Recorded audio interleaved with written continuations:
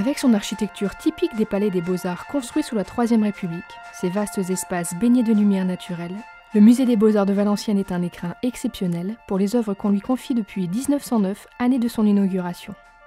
Très attachée à la qualité et au prestige de ce lieu remarquable, la ville de Valenciennes a programmé pour lui, dès 2013, un vaste plan de rénovation et de réaménagement intérieur. Le choix de la ville, ça a été de se dire, ben voilà, ce musée, on va le prendre à bras le corps, et puis c'est une forme de fierté, moi je le dis tout simplement, voilà, on le rénove avec un budget voilà, quand même assez important, un peu plus de 2 millions d'euros. Enfin, quand on verra un petit peu toutes les factures arriver, on sera sûrement à plus. Mais c'est pas gênant de dire que la ville le porte seule cette rénovation, hein, puisque ça appartient, c'est du patrimoine de la ville de Valenciennes, et ça appartient aussi aux habitants de la ville. Donc c'est le rôle aussi d'une ville de protéger par le patrimoine ses habitants, parce que c'est comme ça qu'on transmettra aussi pour les générations futures.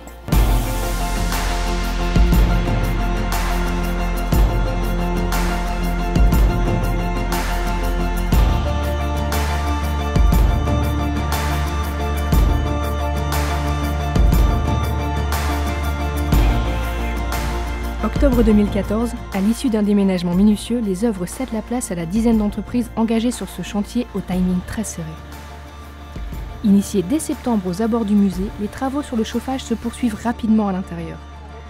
Point probablement le plus important de ce grand projet, même s'il restera peu visible pour le public, le remplacement du système de climatisation chauffage était devenu indispensable pour répondre aux exigences de plus en plus fortes en termes de conservation des œuvres et de confort d'accueil du public.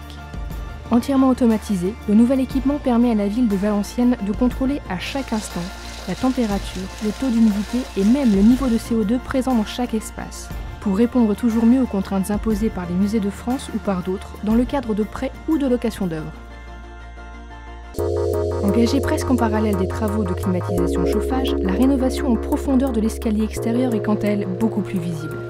Afin de revoir complètement les fondations de ce perron centenaire, la totalité des marches en pierre bleue du Hainaut ont été déposées. Sorte de trait d'union entre le passé et l'avenir du bâtiment, près de la moitié des anciennes marches ont pu être rénovées, puis réutilisées pour le nouvel escalier. Les marches restantes ont quant à elles été réalisées à partir de pierres neuves, produites à quelques kilomètres seulement de Valenciennes. Autre évolution, la main courante centrale a disparu. Pour plus de modernité et de cohérence avec le bâtiment, elle a été remplacée par 2 mains courantes latérales en inox brossé mat. La rénovation du musée se traduit aussi au niveau de l'éclairage avec l'arrivée de la LED, plus durable et moins gourmande en énergie. La LED s'installe également dans les salles d'exposition où près de 500 nouveaux boîtiers composent maintenant une lumière plus unifiée, proche de celle qui pénètre généreusement les espaces du musée grâce aux grandes baies et aux verrières zénithales, elles aussi rénovées.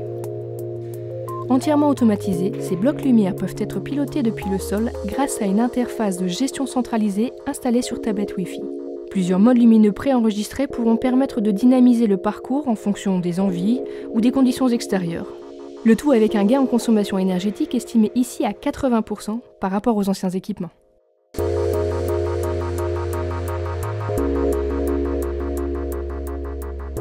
Au sol, le temps et le poids de certaines œuvres très lourdes avaient fini par endommager la structure sur laquelle reposait le parquet verni, provoquant même par endroits des affaissements.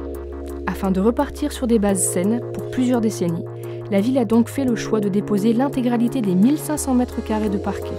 Une nouvelle chape, plus homogène et plus régulière, accueille maintenant les nouvelles lames en chêne massif huilé. Mais le point le plus saisissant de cette rénovation est sans nul doute la métamorphose de la rotonde, réalisée dans le cadre de la refonte scénographique des sculptures menée par l'architecte scénographe Loretta Gaitis.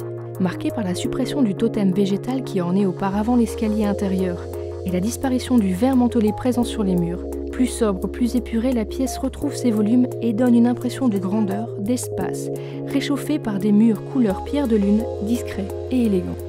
Toujours dans la rotonde, le garde-corps de l'escalier a disparu pour être remplacé par un vaste socle circulaire sur lequel sont disposés certains des plus beaux bustes de la collection Jean-Baptiste Carpeaux. Ce socle rond permet de montrer dans un ordre chronologique différentes œuvres de l'artiste et de voir comment son travail de portraitiste a évolué au fil du temps. Issu d'une réflexion globale sur la disposition des œuvres, leur regroupement, leur dialogue, ce nouvel agencement traduit la volonté affichée de proposer un parcours pédagogique plus clair.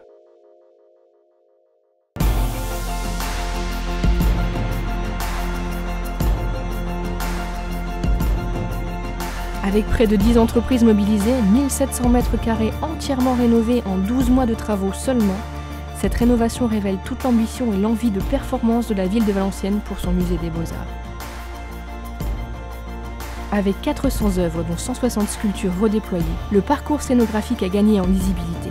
Désormais, chaque visiteur peut appréhender plus facilement les œuvres elles-mêmes et mieux comprendre les liens qui existent entre elles. Marqués par la sobriété et l'élégance, ces aménagements créent de nouvelles perspectives pour ce grand outil culturel et composent une nouvelle page à écrire pour Valenciennes et ses habitants.